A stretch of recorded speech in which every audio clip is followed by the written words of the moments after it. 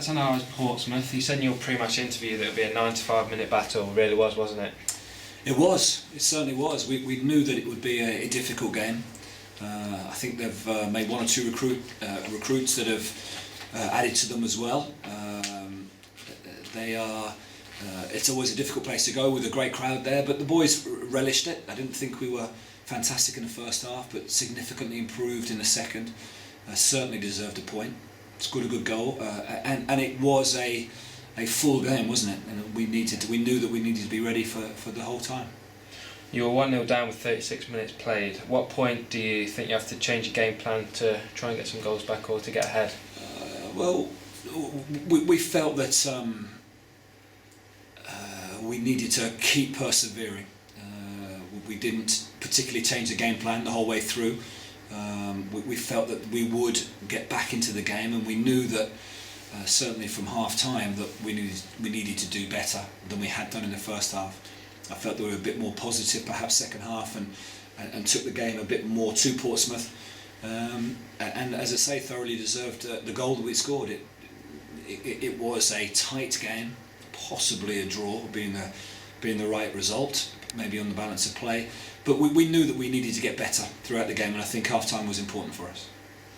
And that's probably the biggest crowd the lads will play in front of this season. Does that have an effect on the lads, or does it change the way you approach the game? No, it doesn't change. The effect on the lads is that the boys need to relish those great crowds. It's a super club, isn't it? But we're at a very good club as well. The boys know what they're doing. They've worked really hard.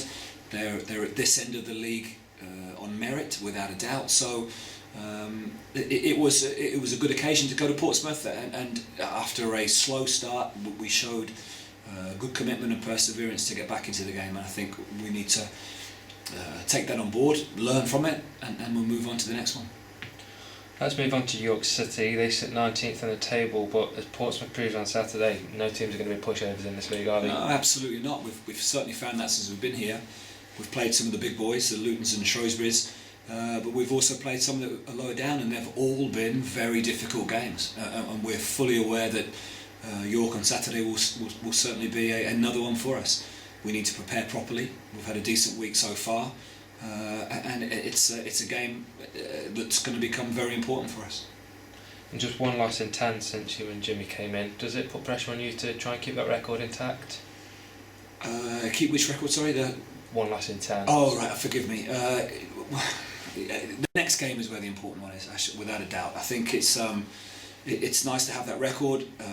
We need to keep persevering. We need to make sure we are fully concentrated on what's ahead of us rather than what's happened in the past. I think it's important that we can evaluate what we're doing, but move on with full focus and concentration on the next game.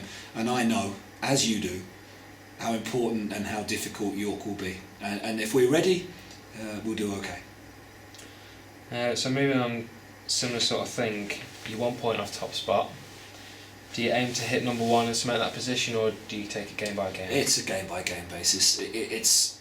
I think it's the manager's emphasised again this morning in training. It's performances we need to look at. The results will come, but it is performances and the lads, the players' work and attitude that needs to be good. And I think that, coupled with the ability that's in the group, we won't be far away.